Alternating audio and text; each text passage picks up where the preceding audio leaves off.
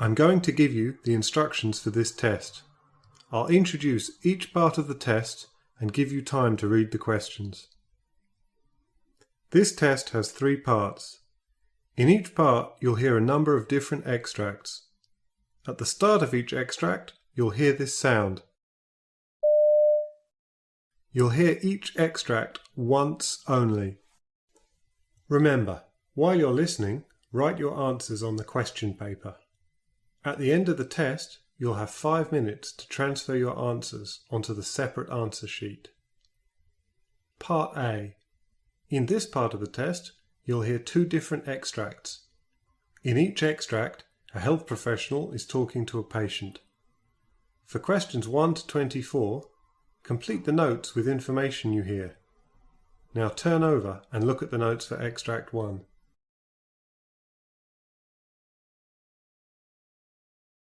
Extract 1, questions 1 to 12.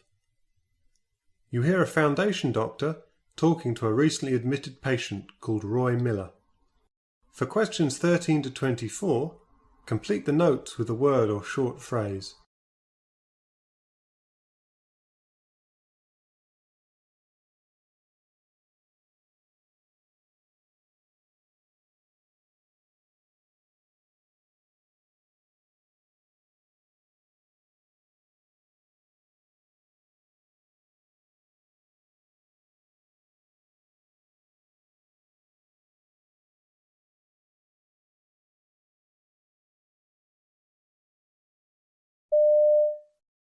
So, Roy, I see from your notes you've been admitted because of shortness of breath.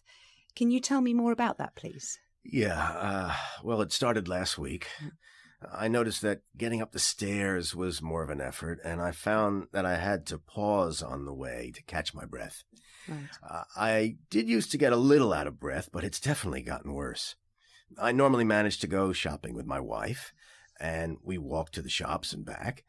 I generally have to have a little rest, but now everything is just taking me longer. I feel weary, Mm-hmm. and I've got this cough. It's like a barking thing that I just can't shift. It's worse at night when I'm lying down and I get a bit wheezy. I'm just really tired because it keeps me awake for most of the night. My wife has been sleeping in the spare room because it's keeping her awake.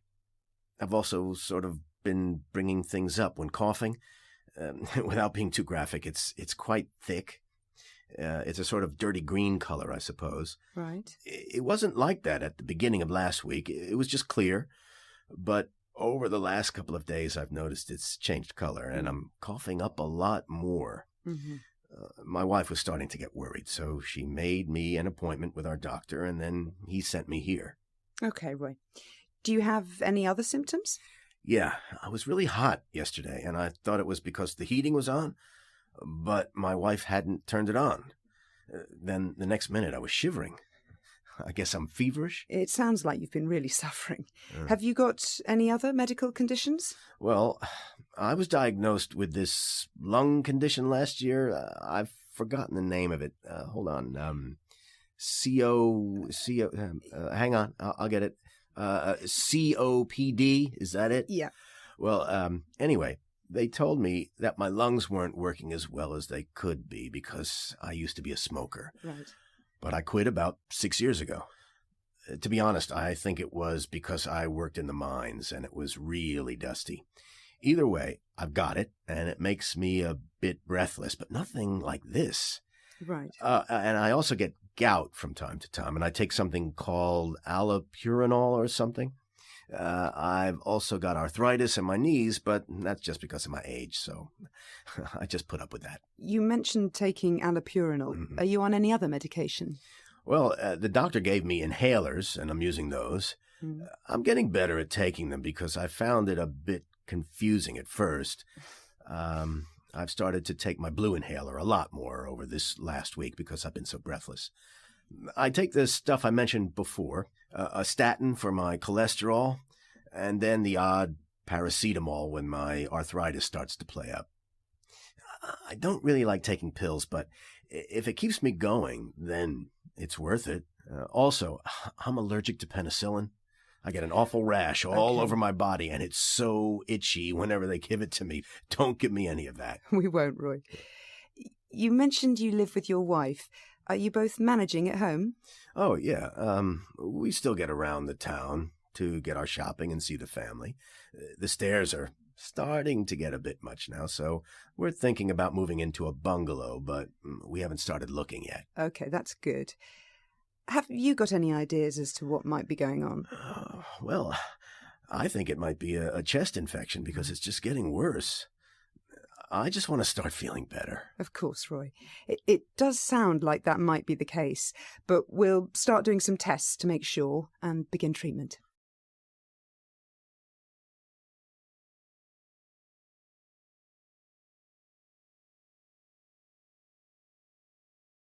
Now look at the notes for Extract 2. Extract 2, questions 13 to 24. You hear an optometrist talking to a patient called Marcia Samarina.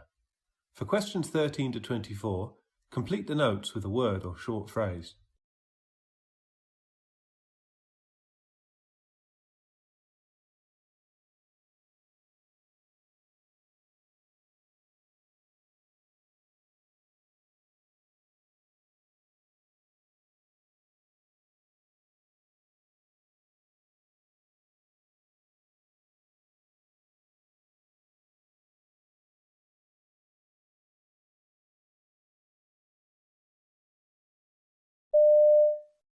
Hi, Marcia Samarina. I'm Dr. Colshaw.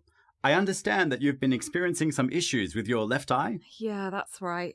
Okay, are you able to tell me a bit about what's been happening?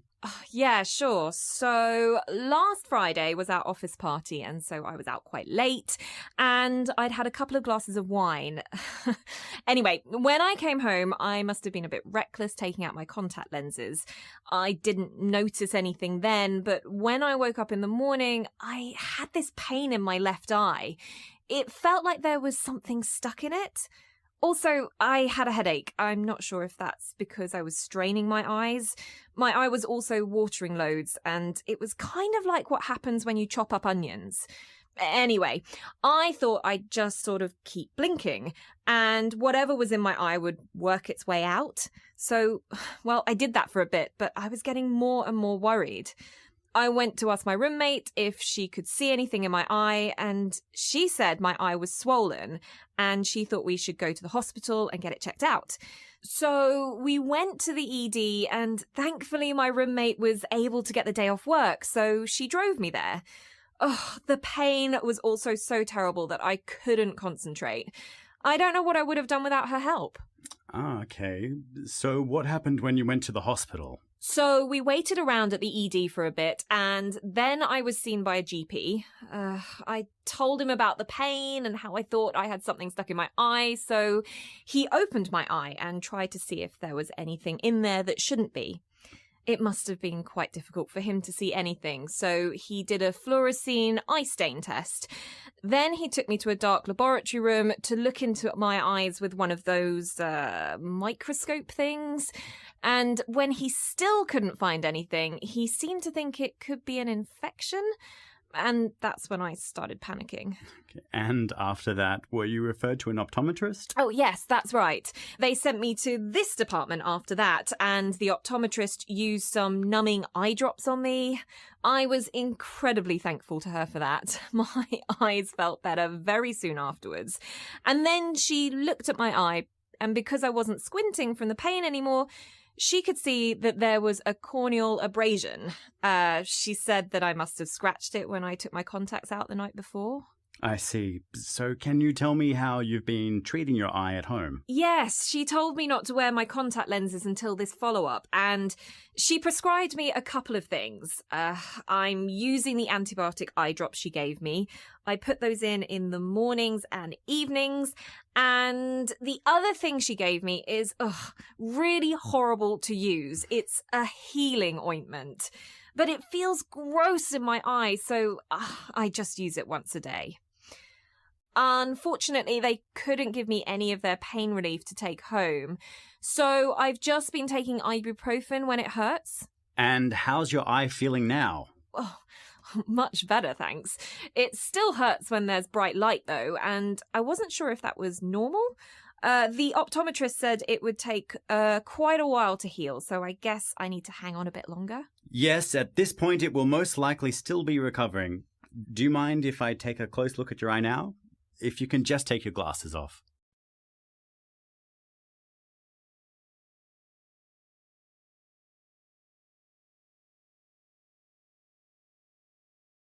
That is the end of Part A. Now, turn over and look at Part B.